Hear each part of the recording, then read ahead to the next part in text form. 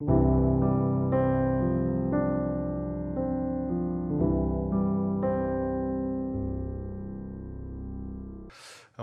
요한복음 1장 40절부터 46절 말씀을 가지고요. 우리는 모두 전도자입니다 라는 제목으로 함께 말씀을 나누도록 하겠습니다. 제가 좀 특이한 게 있는데요. 우리 교회 와서 다른 데서 설교를 할 때는 괜찮은데 여기만 서면 그 패드로 그 설교를 보는데 이게 가물가물해져요. 뭐가 좀 이렇게 조명이 안 받는지, 그래서 지금 글자가 좀 잘 안 보이는데 하여튼 좀 저를 기도해 주시고 말씀 듣는 동안에 성령께서 그냥 원고로 읽는 것이 아니라 성령께서 주시는 말씀으로 저도 증거할 수 있도록 기도해 주시고, 또 그렇게 저도 노력하겠습니다. 그래서 말씀 나누는 동안에 잘 듣고 우리 안에 주님께서 주시는 변화가 있으면 좋겠습니다. 여러분, 제가 여러분에게 한 가지 좀 물어볼 것이 있습니다. 하나님께서 구원하시고자 하시는 자들을 반드시 구원하신다라고 여러분 믿으십니까? 이 말을 조금 자의적으로 풀면 나는 구원받을 만해서 구원받았다라는 생각으로 가기도 쉽지만, 사실 이건 좀 틀린 거고요. 나는 구원받을 만해서 받은 게 아니라 하나님이 나를 구원하시기로 작정하셨기 때문에 구원받은 겁니다. 이렇게 믿으시는 거 맞으시죠? 그러면 우리는 우리가 받은 구원 앞에서 절대적으로 겸손해져야 됩니다. 맞죠? 맞습니다. 그러니까 우리가 받은 구원에 대해서 겸손해진다는 것은 우리가 구원받은 자이기 때문에 함부로 우리 자신이 받은 구원에 대해서 뭔가 다른 사람보다 우월한 존재처럼 인식을 하면 안 된다는 겁니다. 반대로 우리가 하나님의 전적인 은혜로 구원을 받은 것이기 때문에 그럼 우리의 자신은 어때야 되느냐 생각을 해보면, 우리가 은혜로 받은 구원이니까 이 은혜로 받은 구원이 그렇게 좋다면 어디를 가서든 이 은혜로 받은 구원을 자랑할 수 있어야 되겠죠. 이것은 내가 구원받을 만해서 받았다라는 자랑이 아니라 구원받을 수 없는 자인데 하나님이 나를 구원하셨다, 그 하나님이 너무 좋으신 분이시다라는 것에 대한 자랑이어야 합니다.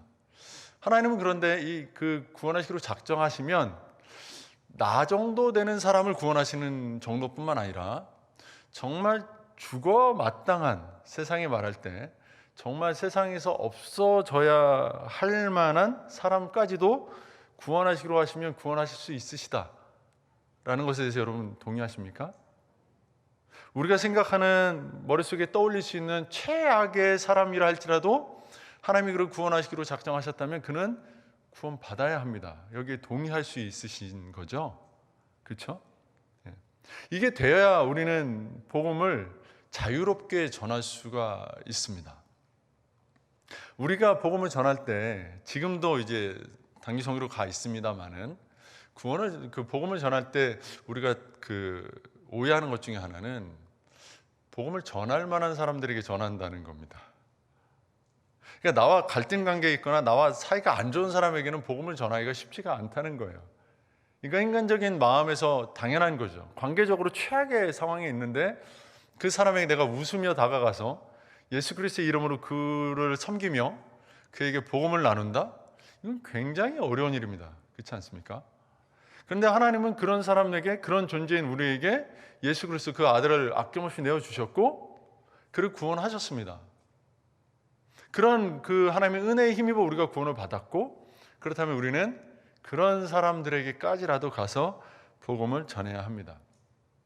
그리고 여기서 하나 더 우리가 생각할 수 있는 것은 무엇이냐면, 하나님은 구원받을 사람들에 대해 제한이 없으시다라는 것 하나 가지와, 또 하나 하나님께서는 구원하시기로 작정한 사람들에 대하여 구원하시기 위한 방법을 사용하신 데 있어서 그 다양성이 무한하시다라는 겁니다.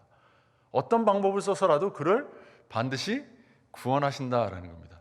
그러니까 이 자리에 있는 우리가 예수를 믿게 된 동기와 그 방법이, 과정이 다 제각각이다라고 하는 거죠. 다 똑같은 어떤 기회로, 똑같은 어떤 방법으로 구원에 이르지 않았다는 겁니다.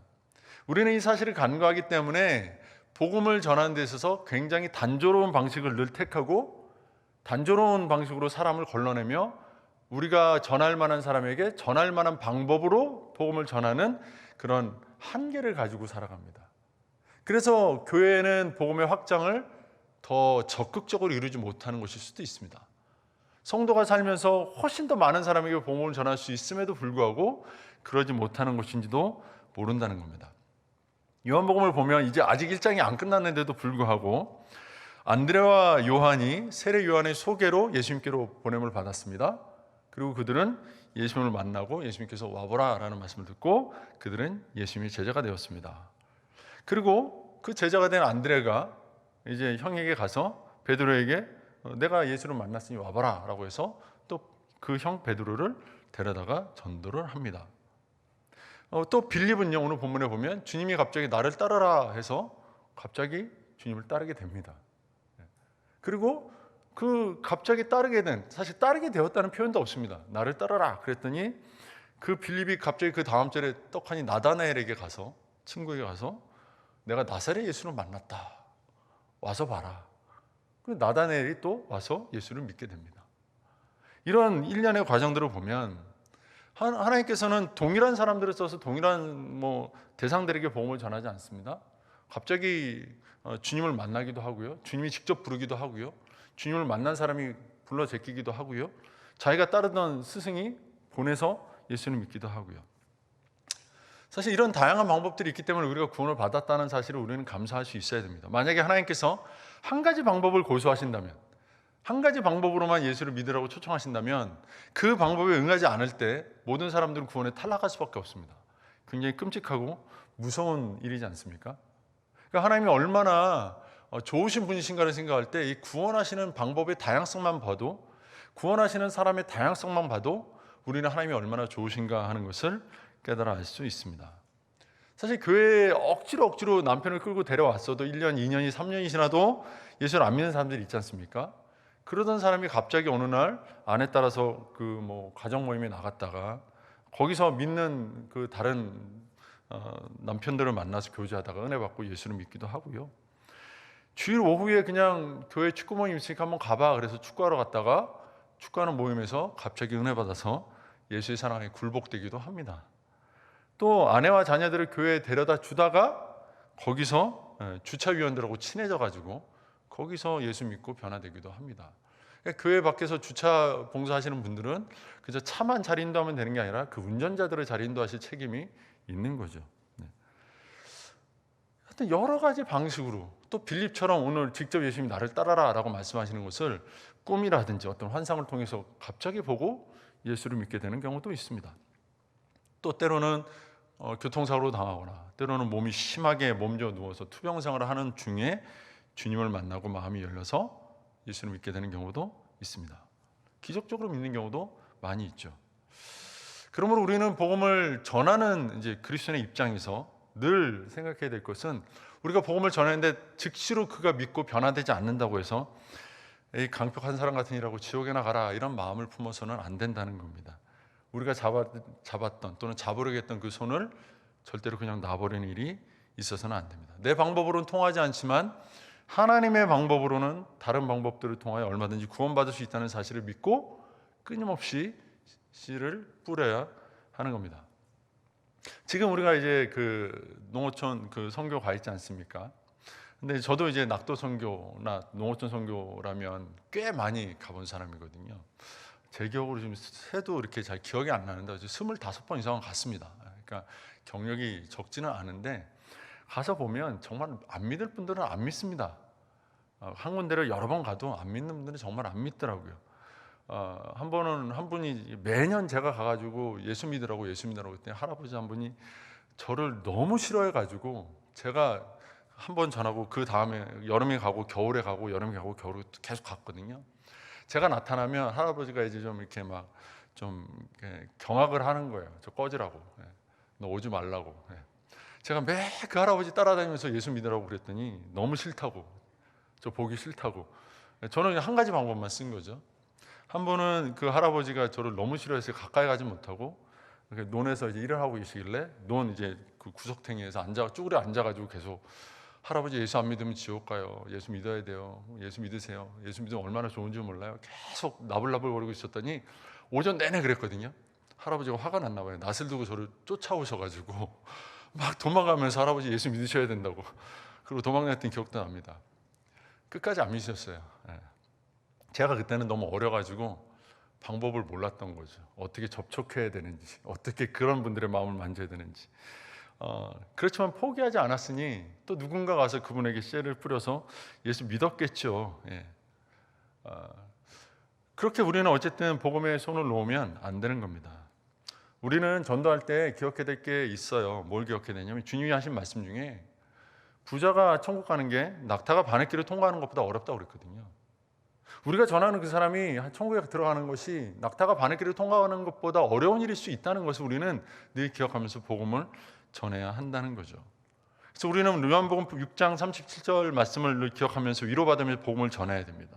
아버지께서 내게 주시는 자는 다 내게로 올 것이요 내게 오는 자는 내가 결코 내쫓지 아니하리라 라고 말씀하신 주님의 말씀을 우리 기억하고 복음 전하는 일에 힘써야 합니다.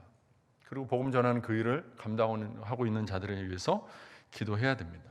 오늘은 제가 이런 주제를 가지고 오늘 본문에 등장하는 두 전도자 안드레와 빌립의 모습 속에서 우리가 가져야 될 전도자로서의 어떤 자세와 태도에 대해서 좀 함께 말씀을 나눠보려고 합니다. 우리가 오늘 읽었던 본문에 등장하는 두 명의 전도자인 안드레와 빌립, 이 사람들이 예수님을 만나자마자 그들이 찾던 메시아가 예수님이라는 사실을 바로 알았던 것 같아요. 예수님이 진정한 구원자이심을 알자 이들의 마음은 뜨거워졌던 것 같습니다. 그래서 가만히 있을 수가 없었던 것 같아요. 얼마나 예수님을 전하고 싶어 했는지 그들은 예수님을 만나자마자 곧바로 누군가에 가서 복음을 전하는 모습을 보여줍니다. 안드레는 베드로에게 갔고 빌립은 나다나엘에게로 바로 갔습니다. 여러분, 우리가 예수님을 정말 나의 구주, 나의 하나님으로 영접했는가, 내가 그분을 만났고 내가 구원받았는가를 확인하는 좋은 방법 중에 하나는 바로 이것입니다. 내가 만난 예수님을 내 주위 사람들에게 얼마나 말하고 싶어 하는가, 이것을 보면 내가 예수님을 정말 만났는가 이것을 알 수 있는 겁니다. 예수님을 만난 것이 정말로 좋으십니까? 예수님을 만나서 정말 행복하십니까? 예수님을 만나서 예수님을 누군가에게 전하지 않으면 내 입이 근질거려서 참을 수가 없습니까? 그렇다면 그분은 정말로 예수님을 만난 분이십니다. 그런데 자꾸 어딜 가서 내가 예수 믿는다는 것을 숨기고 싶으십니까? 내가 예수 믿는다는 것을 저 사람들이 몰랐으면 좋겠습니까? 그렇다면 아직 나는 어쩌면 예수님과 등지고 있는 사람일지도 모른다는 생각을 해봐야 됩니다. 일단 안드레는요, 예수님을 만나고 너무 기뻐서 그 형제 시몬을 찾아갔습니다. 41절을 보면 안드레가 시몬에게 가서 우리가 메시아를 만났다 이렇게 얘기를 합니다. 이 말을 듣고 베드로가 어떤 반응을 보였는지는 성경에 기록되어 있지 않습니다. 그러나 아마 정상적인 사고라는 사람이었다면 시몬이, 그랬다면 갑자기 안드레가 얼마 전까지 자기랑 같이 일하던, 자기랑 이제 늘 친하게 지내던 안드레가 갑자기 와가지고 메시아를 만났다는 소리를 할 때 얘 좀 이상해졌다라고 느꼈을 겁니다. 무슨 일이 있나? 그렇지만 성경에는 어떤 논쟁을 벌였다거나 어떤 일이 있었는지를 구체적으로 기록하지 않기 때문에 잘 모릅니다. 그러나 우리가 유추해 볼 수 있는 한 가지는 안드레가 예수님께 경험했던 바로 그 방법, 와보라 라고 하는 말을 시몬에게도 던지지 않았을까라는 것을 생각해 볼 수 있습니다. 사실 전도의 본질은 이겁니다. 와보라. 와보라. 누군가에게 복음을 전하는 거 어려운 일이 아닙니다. 내 형제에게, 내 남편에게 그토록 예수를 안 믿고 예수 믿는 일에 대해서 강팍한 마음으로 우리를 대하는 사람들이 있다면 그들에게 이런저런 방법을 쓰는 것도 필요하겠지만 기본적으로 와보라 라고 하는 그 말이 필요합니다. 그리고 그 말을 들은 베드로가 그냥 와봤습니다. 시몬이 와봤습니다. 그랬더니 42절에 예수님이 말씀하십니다. 내가 요한의 아들 시몬이니 장차 게바라하리라. 갑자기 예수님이 그를 보자마자 시몬아, 너를 내가 게바라 할 것이다. 이 게바라고 하는 말이 헬라어로 바꾸면 베드로라는 말이거든요. 그러니까 베드로라는 이름을 주님이 지어주신 겁니다. 이 베드로라는 이름이 우리가 잘 알다시피 반석이라는 뜻이잖아요. 이 반석 위에 교회를 세우는 그런 아주 중요한 인물이 될 것이다 라고 주님이 말씀합니다. 이 안드레가 베드로에게 어떤 말을 던졌을까요? 내가 메시아를 만났어, 그러니까 와서 봐봐 라는 말을 했을 텐데 그 단순한 말에 어떤 마음으로 왔을까 고민을 해보면, 생각을 해보면 얼마나 그가 기대를 품고 왔을까 모르겠습니다. 얼마나 큰 기대감을 가지고 왔을지 모르겠지만 어쩌면 마지못해 왔을 수도 있고요.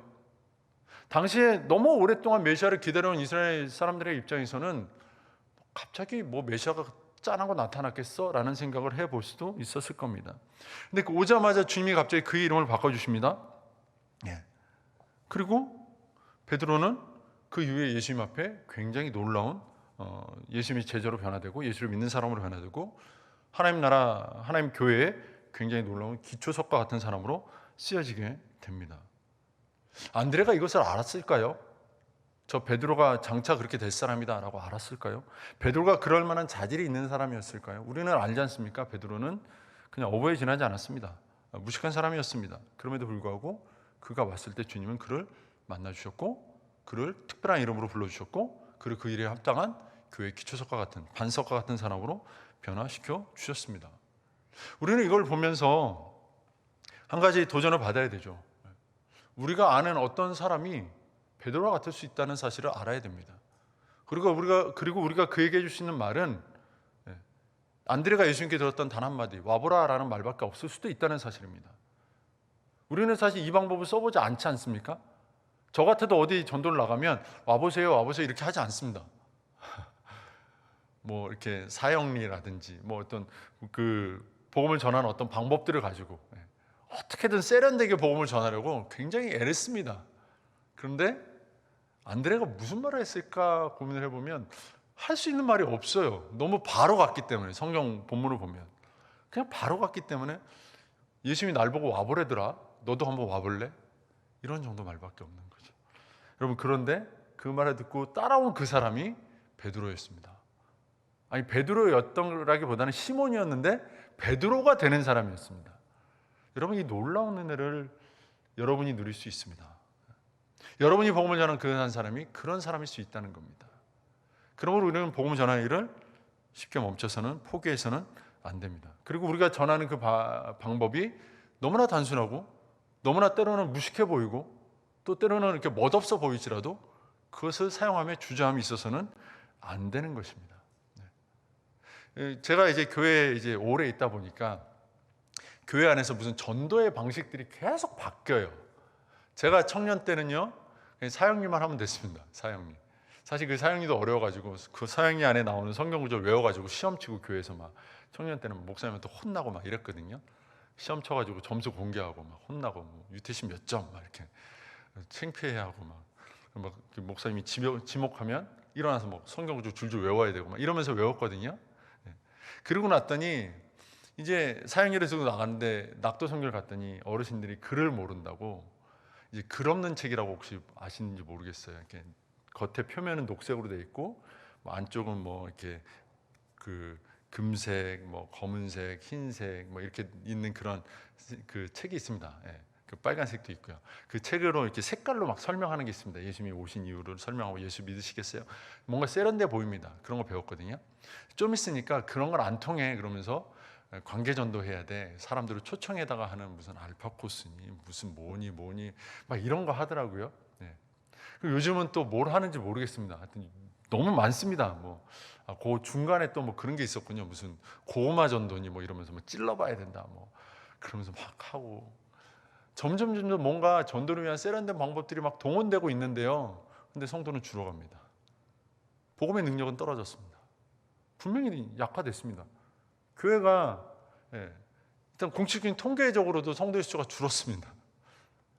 세상에서 교회는 그 이미지가 실추되어져 있습니다. 왜 그럴까요? 우리가 예수를 만났습니까? 그리고 만난 예수 그리스도를 그대로 전하고 있습니까?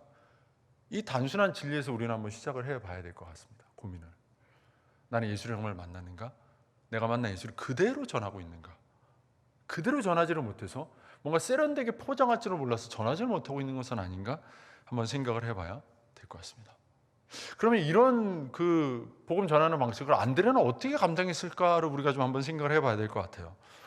안드레가 사실은 베드로보다 신앙생활에 있어서는 선배잖아요. 1시간이든 하루가 빨랐든 선배잖아요. 어떤 의미에서는 베드로를 구원한, 초청해서 구원한, 전도해서 구원한 베드로의 영적 아버지 이렇게 부를 수도 있는 사람이지 않습니까?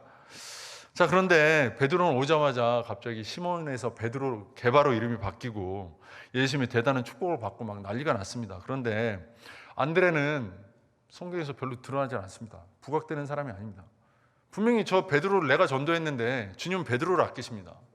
베드로를 통해서 막 놀라운 일을 벌이십니다. 베드로는 성경 곳곳에 너무 자주 등장하는데 안드레는 별로 등장하지 않습니다. 베드로는 마치 그 제자 중에 일진처럼 나타나지만 안드레는 주목받지 못하는 이진 그룹에 속해 있는 사람처럼 보이고 끝나버립니다. 베드로의 행적에 대해서는 성경 곳곳에서 막 세밀하게 논하지만 안드레는 그 이름조차도 희미해졌습니다. 사도행전을 보면 베드로는 한 번 복음을 전하고 막 하루에 3,000명, 5,000명 막 변화되고 난리가 나는데 안드레는 사도행전 1장 13절에서 고작 12제자 이름 한 번 등장할 때 나오는 게 끝입니다. 좀 억울하지 않겠습니까? 내가 전도했는데, 베드로 내가 전도했는데 베드로는 막 성경에 막 이렇게 어마무시하게 등장하고 자기는 이렇게 싹 사라졌습니다. 베드로의 무척이나 퍽 초라하게 느껴지는 자신을 놓고 좀 마음이 상할 수 있지 않겠습니까? 기분 나빴을 수도 있지 않겠습니까? 주님 왜 나를 사랑하지 않으시고 내가 데려온 나보다 못한 베드로를 저렇게 사랑하지?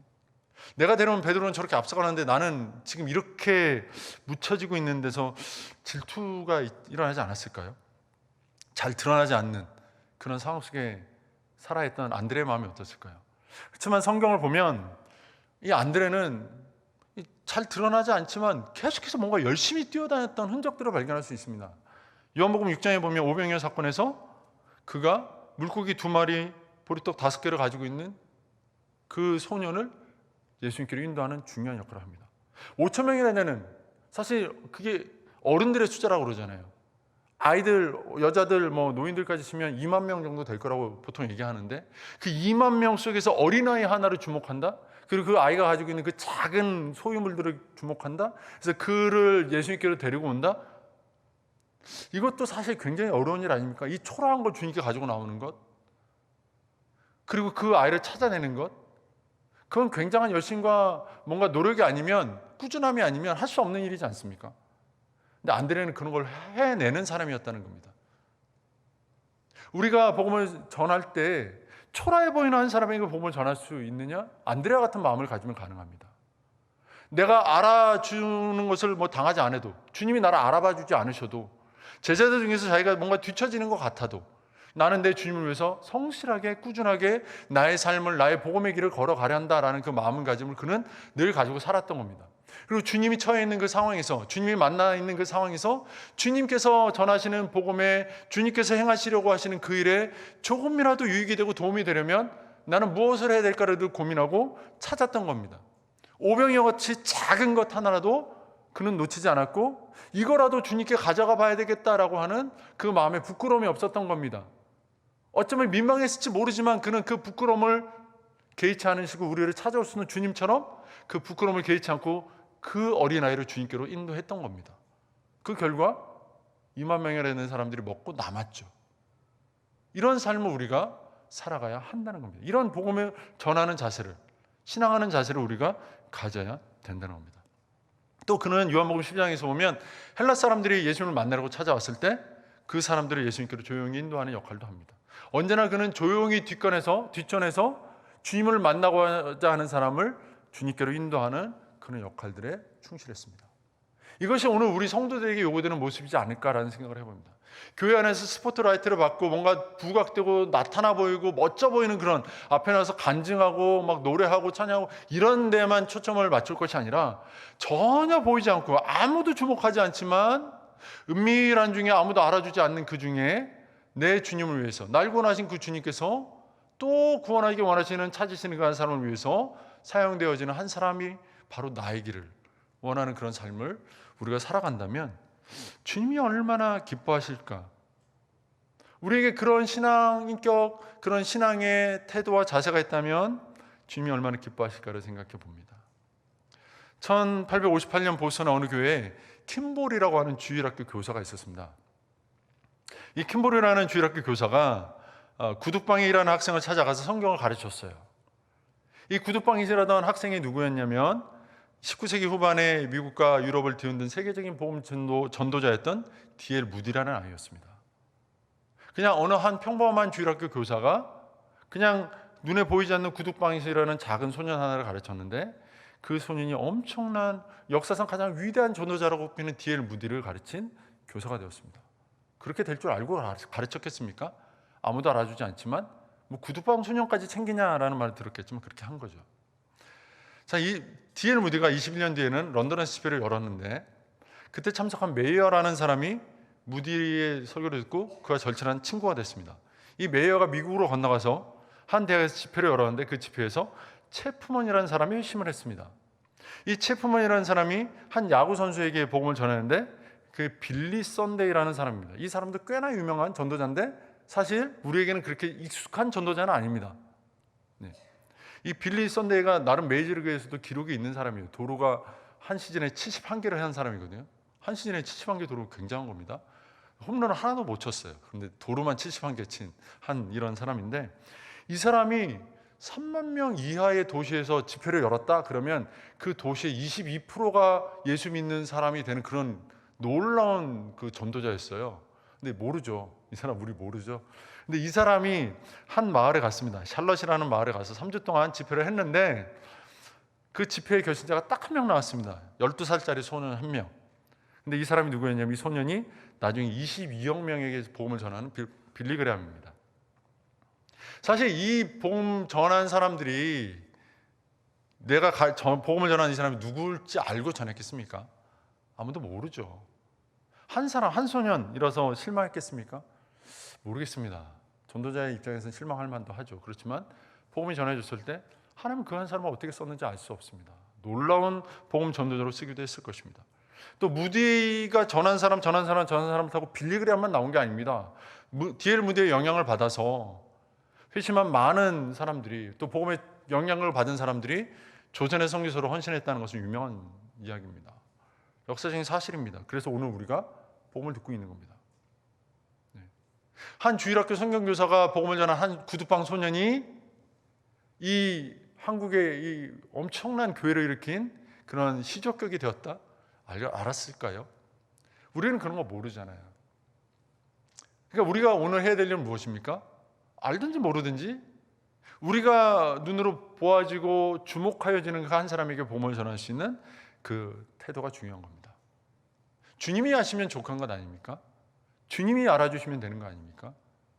교회에 드러나든 사람 눈에 드러나든 그건 중요하지 않지 않습니까? 또 그 대상자가 사람에게 받아질 만한 사람이든 교회 안에서 수용될 만한 사람이든 중요한 것 아니지 않습니까? 우리는 그저 자나깨나 복음을 전하는 일에 집중하면 되는 것입니다.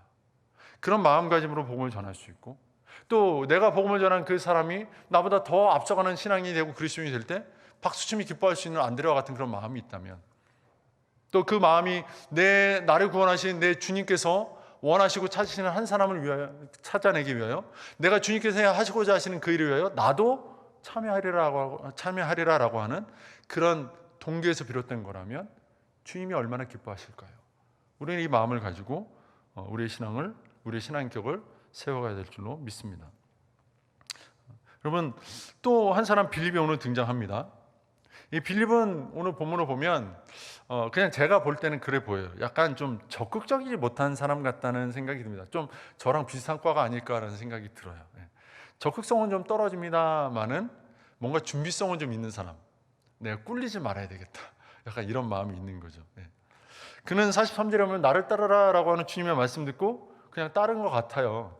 왜냐하면 따랐다라는 말은 없는데 그 다음 절에 곧바로 나다나엘에게 가서 내가 나사렛 예수를 만났다고 자랑하거든요. 그는 가까운 아마 친구니까 나다나엘을 찾아갔지 않았을까라고 생각을 합니다. 그리고 이 나다나엘은 후에 예수님의 그 12제자 중 한 명인 바돌로메가 아닐까라고 추정되는 인물입니다. 그래서 제가 아까 제자라고 말씀드렸던 거고요. 어쨌든 이 나다나엘은 그 짧지만 빌립과의 대화를 보면 성경 지식이 좀 있었던 사람인 것 같아요. 그 나사렛 예수를 만났다라고 말했을 때 어찌 나사렛에서 선한 게 나오느냐라고 말했던 거 보면 예수님이 그 나사렛이라는 동네에서 메시아가 나올 거라는 것에 대해서는 그 성경이 그렇게 말하고 있지 않다. 메시아가 어디서 나온다라는 것은 성경이 이렇게 말한다는 걸 알고 있었던 사람인 것 같아요. 그러니까 빌립이 좀 이렇게 총명한 사람이거나 성경에 대한 지식이 있는 사람이지 않았을까라는 생각이 듭니다. 자, 그러니까 아마 이 빌립이 나다나엘을 찾아갈 때 조금 준비를 했겠죠. 45절을 보면 빌립이 나다나엘을 찾아 이르되 모세가 율법에 기록하였고 여러 선지자가 기록한 그 일을 우리가 만났으니 요셉의 아들 나사렛 예수니라 이렇게 말하거든요. 근데 그 나다나엘이 빌립의 말을 듣고 나사렛에서는 선한 게 나오지 않아 이렇게 말했다는 거죠. 사실 성경은 나사렛이 아니라 베들레헴에서 난다고 말을 하고 있거든요. 그러니까 이걸 그 나다나엘은 알았던 거죠. 근데 빌립은 뭘 했습니까? 모세가 율법에 말한 걸 준비했어요. 모세 율법 봐봐. 또 그 여러 선지자들이 말한 그 선지서들을 봐봐. 거기에 우리에게 메시아가 온다고 그러잖아. 그분이 나사렛 예수야. 이렇게 얘기를 했다는 거죠. 나름 준비를 했던 것 같아요. 자기가 만난 그분이 메시아라는 걸 보여주기 위해서. 근데 거기서 하나 걸린 거죠. 나다넬이 나사렛에서는 선한 게 나올 수 없어. 그 말을 들으면 약간 저 같으면 민망하고 창피해서 더 말을 못했을 것 같은데, 이 빌립을 통해서 나다나엘은 돌아오게 됩니다. 이 과정이 어떻게 이루어졌을까? 성경이 구체적으로 말하고 있지 않지만 약간의 좀 상상력을 돌려보면 이렇게 볼 수 있지 않겠습니까? 평소에 나다나엘이 볼 때 빌립은 조금 성경에 있어서 모질한 친구였어요. 조금 부족해 보이는 친구였어요. 제가 갑자기 와가지고 나한테 성경 얘기를 하지? 내가 이미 알만한 얘기를 왜 저 친구가 하지? 이렇게 느꼈을지도 모릅니다. 나보다 못한데, 쟤는 나보다 좀 떨어지는데 제가 왜 갑자기 와가지고 자기가 누구를 만났다고 자랑을 하지? 이상하게 보였을 겁니다. 뭔가 변화됐다는 게 보였겠죠. 그의 변화 속에서 분명히 나다나엘은 빌립의 변화 속에서 선한 것을 보지 않았겠는가라는 생각을 해보게 됩니다. 나다나엘이 결국 나사렛에서 선한 게 나오지 않아 라는 말을 했을 때 빌립은 결국 이런 표현으로 끝냅니다. 와서 봐라. 와서 봐라. 다른 말 할 수 없잖아요. 자기가 이제 그 말한 게 뭐 다 들통이 났으니까, 한계가 밑바닥에 보였으니까, 자기가 성경에 해박하지 못한 게 다 이제 드러났으니까 와서 봐. 그래서 나다나엘도 오게 됩니다. 나다나엘이 그냥 갔을까요? 와서 봐 그러면 다 따라올까요? 아니지 않습니까? 뭘 받겠습니까? 빌립 안에 느껴지는 뭔가 변화된 것을 받지 않았겠습니까? 사랑하는 성도 여러분, 우리가 예수를 만났습니다. 뭐가 바뀌었습니까? 우리가 누군가를 대할 때 예수 믿기 전과 믿은 다음에 뭐가 달라졌다고 하는 얘기를 들어보셨습니까? 너 요즘 이상하다. 너 요즘 뭐 좋은 일 있니? 너 이상하다. 예전 같으면 화를 100번 내고도 남았을 텐데 왜 화를 안 내냐? 이런 말 혹시 들어보셨습니까?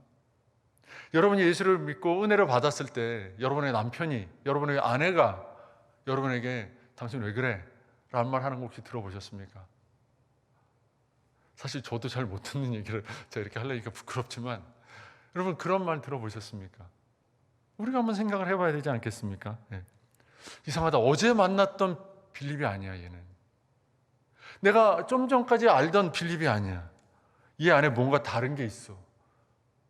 이걸 나다나엘이 봤으니까 따라가지 않았겠습니까? 와서 보라 하는 말에 그냥 따라오는 게 아닙니다. 저는 와서 보라라는 그 말 자체에 능력이 있다는 얘기를 하는 게 아닙니다.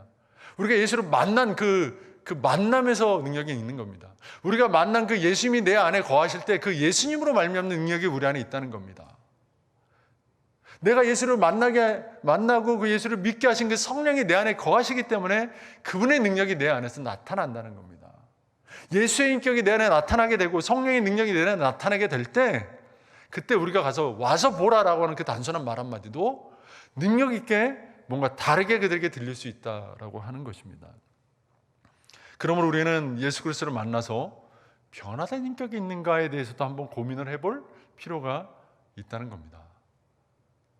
예수를 얼마나 잘 알고 있는가, 내가 받은 구원에 대한 얼마나 해박한 지식이 있는가. 빌립처럼 모세오경을 통달해야 되고 선지서에 예수님에 대한 그 예언들을 내가 다 기록해야 되고 그래서 말빨 세워가면서 막 누군가에게 막 설명해가면서 전해야 되고 이럴 수 있어야 된다고 생각을 하는데요, 사실은 꼭 그래야만 하는 건 아니라는 겁니다. 많은 사람들이 오늘 한국교회에 위기가 있다고 말합니다. 한국교회가 위기에 처해 있다고, 어쩌면 몰락해버린 영국교회 같은 그런 모습을 우리가 뒤따라가는 건 아닐까라는 우려들이 있습니다. 왜 이런 우려가 나타날까요? 예수 믿는 사람들이 어느 날부터인가 예수님을 아는 것에 기뻐하고 예수님을 머리로 아는 것에 열중하면서 예수를 아는 그 알매에 대해 입으로 떠드는 것은 굉장히 좋아하지만 삶으로 떠드는 것에 대해서는 굉장히 무관심했기 때문이지 않을까라는 생각을 해봅니다. 우리가 예수를 아는 것을 말로 하는 것, 물론 말로 하는 것도 어렵습니다만은 말로 하는 것만큼이나 우리의 삶으로 해내기를 얼마나 원했던가, 우리의 인격으로 해내기를 얼마나 원했던가 하는 것을 우리는 한번 생각해 봐야 됩니다. 오늘 본문에 등장하는 안드레나 빌립 같은 이 전도자들이 굉장한 지식인들이 아니었다는 사실을 우리가 기억할 때, 그들은 결코 예수를 그만큼 충족할 만큼 알아서 복음을 전할 수 있는 사람들도 아니었고, 또 그러기에도 시간적으로 짧은 시간이었습니다. 그들이 한 것은, 그들이 경험했던 것은 예수가 진짜 메시아구나라는 것을 본 것입니다. 제가 첫 시간에 설교했던 것처럼 예수 그리스도 안에서 하나님의 영광을 본 것에 불과했습니다. 그들은 하나님의 영광을 보았고 저분이 진짜 나의 구원자시구나라는 것을 깨달은 직후에 그들은 달려나갔습니다. 그리고 누군가에게 복음을 전할 때 전할 수 있는 능력도, 전할 어떤 거리도 갖지 못했지만 그들은 와보라라는 그 말을 던졌습니다. 그리고 그 말에는 평소 그들이 보여주지 못했던 새로운 확신과 그들 안에 넘쳐흐르는 기쁨과 무엇인가 변화된 인격의 모습들이 나타났을 겁니다. 오늘 한국교회가 잃어버린 것은 바로 이것이 아닐까. 한국교회 성도들이 잃어버린 것은 바로 이런 신앙의 인격과 신앙의 기쁨과 감동이지 않을까라는 생각을 해봅니다. 요즘은 참 입으로 떠드는 성도들이 많다라는 게 얘기를 많이 합니다. 그런데 사실 막상 제가 목사로서 이렇게 성도들을 경험해 보면 막 이렇게 입으로 잘난 체하는 성도들도 많지 않은 것 같아요. 다만 아쉬운 건 아는데 이렇게 겸손해서 이렇게 조용히 계시고 섬기는 성도들이 참 많은 것도 좋지만, 한편으로는 정말 몰라서 가만히 계신 분들도 꽤 많더라고요. 정말 많아졌어요. 요즘 주일학교 아이들을 보면 성경 이야기도 다 모르는 아이들이 정말 많거든요. 야곱 아니? 이삭 아니? 요셉 아니? 이러면 안 돼요. 근데 요셉이 막 다윗 왕과 막 헷갈리기도 하고요. 막 야곱과 뭐 아브라함의 아들이 야곱이지 않냐고 막 물어보기도 하고요. 막 그런 아이들이 참 많습니다. 정말 몰라요. 근데 우리는 그것을 가지고 꾸짖기를 좋아하죠. 왜 그것도 모르냐? 왜 그거밖에 안 되냐?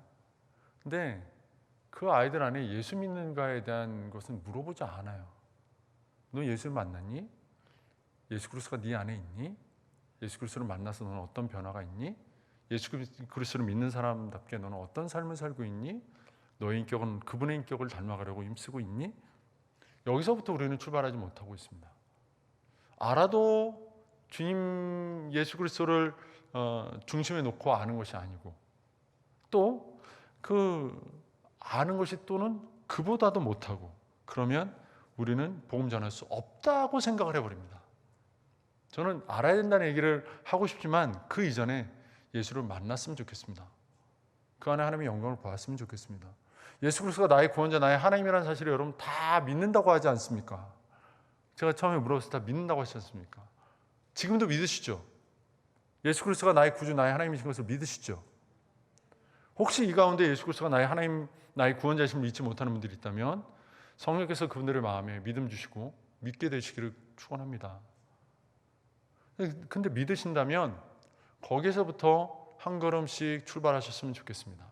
저는 비록 오늘 본문에서 복음을 전한 두 전도자 빌립과 안드레 얘기를 하기 때문에 복음 증거에 초점을 맞춰서 말씀드렸습니다만은, 그들이 예수 그리스도를 만났기 때문에 그분을 계속 따라가지 않았습니까? 이게 중요한 겁니다. 그분을 따랐기 때문에 복음을 전했던 거고요. 그분을 따랐기 때문에 그분과 3년이라는 시간을 따라다니면서 그분의 말씀을 들었던 거고요. 그들은 계속 무지한 제자들 같았지만 은근히 신앙이 성장했고요. 오순절에 성령을 경험한 뒤에는 성령이 사로잡힌 위대한 사도로서의 삶을 살았고요. 위대한 순교자들이 되어 살아갈 수 있었던 겁니다. 오늘 내가 예수 그리스도를 만나는가? 그리고 나는 그분을 뒤따르는 신앙인격을 추구하며 살아가고 있는가? 이것이 오늘 우리가 본문을 보면서 생각해야 될 것입니다. 사랑하는 성도 여러분, 한번 생각해 보십시오. 한국에서 호주머니에 담배 놓고 전도하면 전도됩니까? 같이 흡연실 가서 담배 뻐끔뻐끔 피면서 야 우리 교회 와봐 되게 좋아, 목사님 되게 엄청 좋아. 그러면 그 같이 담배 피고 있는 사람들이 진짜 그게 나 가보고 싶다 할까요? 같이 술자리에 어울려가지고 술 이렇게 훌쩍훌쩍 마시면서 얼굴 빨개져가지고 야 우리 교회 한번 와보면 정말 좋겠다, 내 소원이다, 그러면 그 친구들이 감동해서 올까요? 아마 잘 안 될 겁니다, 오히려. 그런데 한편으로는 그럼 담배 안 피우고 술 안 마시면 어울리기가 쉽지 않잖아요. 그럼 어떻게 될까요? 사실 우리는 그럼 피해갑니다. 안 어울려요. 그러면 또 어떤 문제가 생기냐면 신앙적으로 그들에게 보여줄 기회가 없어져요. 빌립이나 안드레처럼 가서 와보라 라고 할 사람이 없어지는 겁니다. 그러니까 성도들은 담배 피지 않고 술 마시지 않으면서도 세상과 어울릴 수 있는 인격을 가져야 돼요. 그런 성품이 있어야 돼요. 되게 어려운 일이죠. 주님의 인격을 가지고 살아간다는 것은요, 세상과 벗삼아 살지 않지만 세상과 함께 살아야 돼요. 굉장히 어려운 일이에요. 그 일을 여러분들이 부탁하는 것입니다. 오늘 본문의 말씀이. 우리는 와 보라라는 말만 할 수 있는 사람들이 아니고요, 와 보라라는 말을 삶으로 보여주고 인격으로 보여줄 수 있는 사람들이 되어야 합니다. 그리고 그러기 위해서 우리는 주님을 먼저 만나야 하고 우리가 만난 주님을 인격적으로 흡수해 가야 합니다. 이게 정말 중요한 부분인 것입니다. 그리고 인격적으로 흡수한 그 주님을 우리의 인격으로, 우리의 삶으로 부각시키고 드러내는 삶을 안드레처럼, 빌립처럼 주저함 없이, 부끄러움 없이 감당해낼 수 있어야 하겠습니다. 지금 우리 인제에서, 푸른꿈 교회에서 열심히 복음 전하고 있는 우리 성도님들을 한번 보십시오. 그분들이 성경 지식이 탁월했습니까? 탁월한 분도 계시겠죠. 그러나 사진을 보니까 창틀 고치고 있습니다. 전교 고치고 있고요. 그 얼마나 대단한 일입니까? 사실 우리가 볼 때는 그렇게 대단하지 않을 수도 있습니다. 별거 아닌 일일 수도 있지 않습니까? 근데 그걸 가지고 거기 간 거예요. 복음 전하겠다고. 그거 가지고 간 거예요. 미용하러 가고, 아무것도 못하는 친구들은 뭐 할머니 할아버지 어깨 주물러 드리러 가고요. 그게 뭐 대단한 일일 수 있겠습니까? 그런데 내가 만난 주님, 그 주님의 인격을 가지고 그분들을 뵈러 간 것입니다. 그래서 그게 대단한 일이 되는 것입니다. 주님이 기뻐하시는 놀라운 일이 되는 것입니다.